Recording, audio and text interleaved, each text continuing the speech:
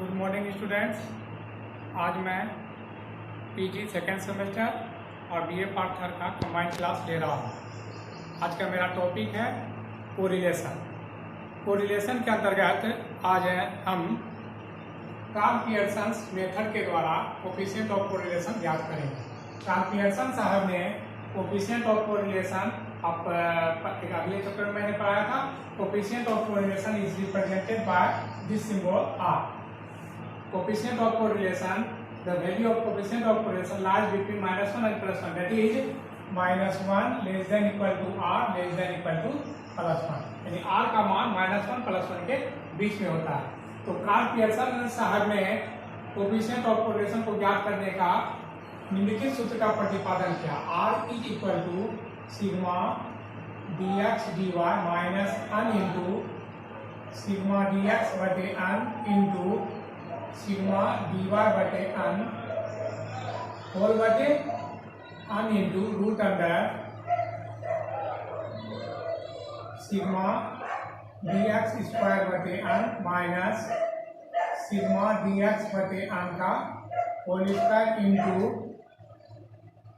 Sigma dy square बटे n minus sigma dy बटे n का होल स्क्वायर। इस सूत्र की मदद से आज हम कोफिशिएंट ऑफ कोरिलेशन ज्ञात करेंगे। तो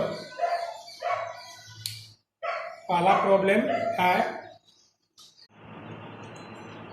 फर्स्ट प्रॉब्लम है compute Karl Pearson coefficient of correlation between capital and profit of the following data. Capital और कैपिटल दिया हुआ है 10, 20, 30, 40, 50, 60, 70, 80, 90, 100। प्रॉफिट दिया हुआ है 2, 4, 8, 5, 10, 15, 14, 20, 22, 30। तो कैपिटल को x और प्रॉफिट को y। तो x को उतार दीजिए। x है 10, 20, 30, 40, 50, 60, 70, 80, 90 एंड 100। प्रॉफिट हो गया y 2, 4, 8, 5, 10, 15, 14, 20, 22, 30।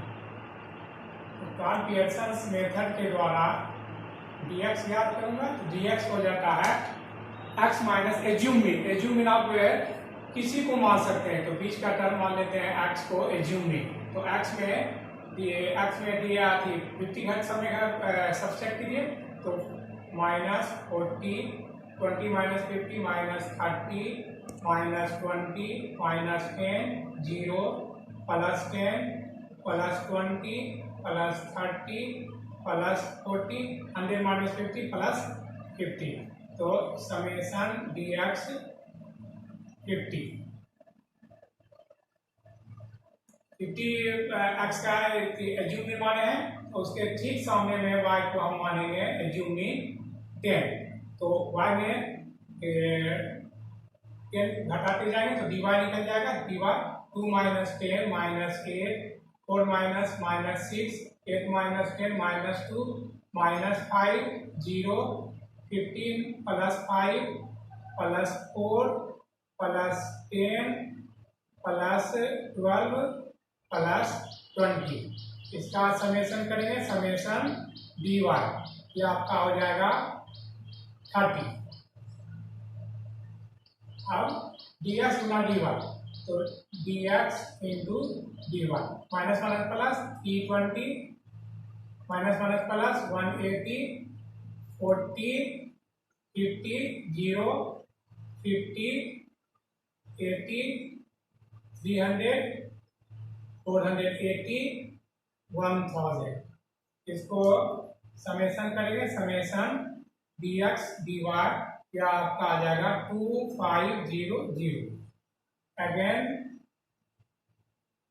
याद करेंगे dx स्क्वायर तो माइनस माइनस प्लस 1600 900 400 100 0 100 400 900 2500। इसका समेशन करेंगे, समेशन डी एक्स स्क्वायर या आपका आएगा 8500। लास्ट स्टेप है आपका d Y square.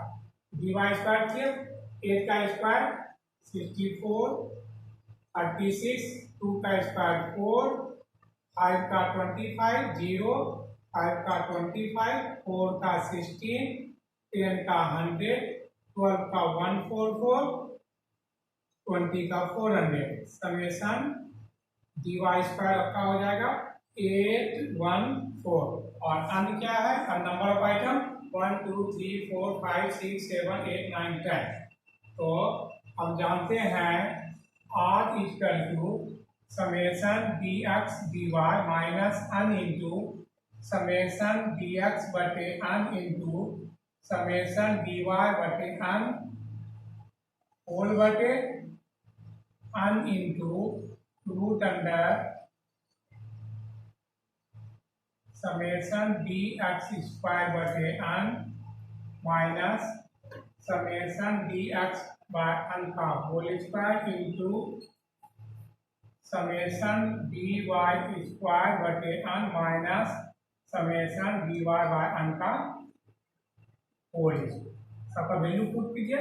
Summation D X D Y 2500 minus अन का मान 10, समेशन डी एक्स 50 बटे अन का मान 10, summation D Y 30 by 10 whole बटे अन का मान 10 root under summation D X square 8500 divided by N 10 minus summation D X 50 by 10 का whole square into summation D Y square 814 by 10 minus summation 30 by 10 का whole square. इसको solve कीजिए। यह हो गया 2500 minus 50 into 3 150 divided by 10 root under इस हो गया 850 माइनस 5 का स्क्वायर 25, इसको डिवाइड करेंगे 81.4 माइनस 3 का स्क्वायर 9। यह आपका हो गया 2350 डिवाइडेड बाय 10 इंटू 850 माइनस 25 825 और यह हो जाएगा आपका 72.4।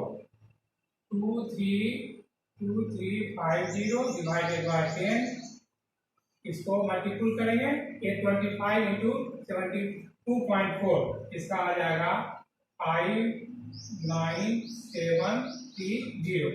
तो 2350 डिवाइडेड बाय 10, इसका स्क्वायर रूट हो जाएगा value 244.39।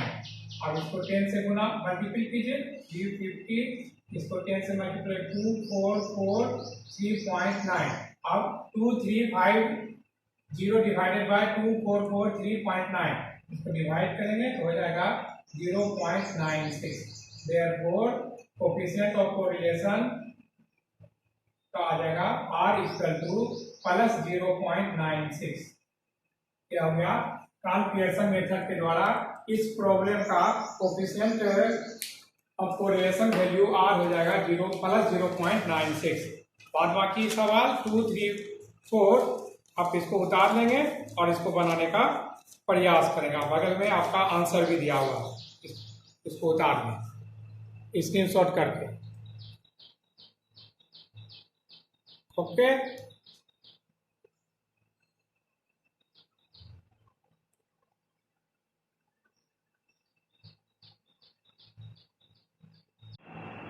Question number 5, question number 6। Question number 5 आप बनाएंगे, क्वेश्चन नंबर 6 मैं बनाता हूँ। क्वेश्चन नंबर 5 है if n is equal to 15, rho x equal to 3.01, rho y is equal to 3.03, summation xy equal to 1 to 2, find coefficient of correlation r equal to 1। 6 है given, तो we know that r equal to summation xy divided by n into rho x into rho y। तो summation D X D Y आपका है 420 divided by N है आपका 50 into rho x है आपका 4.5 into rho Y है 3.6। तो 420 divided by 50 into 4.5 into 3.6 ये आपका हो जाएगा 810। तो इसको डिवाइड करेंगे तो 0.51। देयरफॉर कोएफिशिएंट ऑफ कोरिलेशन आपका हो गया plus 0.51। Question number 7, question number 8। Question number 7 आप बनाएंगे, क्वेश्चन नंबर 8 मैं बना देता हूँ। क्वेश्चन नंबर 7 है given that n is equal to 10, x bar equal to 5, y bar equal to 2, summation x square is equal to 320, summation y square equal to 50, summation x y is equal to 120 और ज्ञात करना। और question number 8 मैं बना देता हूँ। तो from the following data compute coefficient of operation R between x and y series. Number of item है x सीरीज का 50, तो n इक्वल टू दिया हुआ है 15। अर्थमेटिक मीन यानी x बार इक्वल टू 25 दिया हुआ है, अर्थमेटिक मीन y सीरीज यानी y बार इक्वल टू 18 और sum of the square of deviation from a arithmetic mean यानी summation dx square 136, summation dy square equal to 138 और lastly summation of product of deviation of x and y summation dx dy equal to 122। तो we know that r is equal to summation dx dy divided by root under summation dx square into summation dy square। summation dx dy 122 root under summation dx square 136 into 1 summation 138 122 root under 136 into 138 ये आपका हो जाएगा 1818768। तो 122 इसका square root हो जाएगा 136.99। अब 122 को डिवाइड करेगा 136.99 से क्या आ जाएगा plus 0.89। Therefore r equal to हो गया आपका प्लस 0.89 क्या हो गया आपका आंसर। बस आज तक के लिए इतना ही, फिर मुलाकात भेंट होगी नेक्स्ट क्लास में नेक्स्ट चैप्टर के साथ।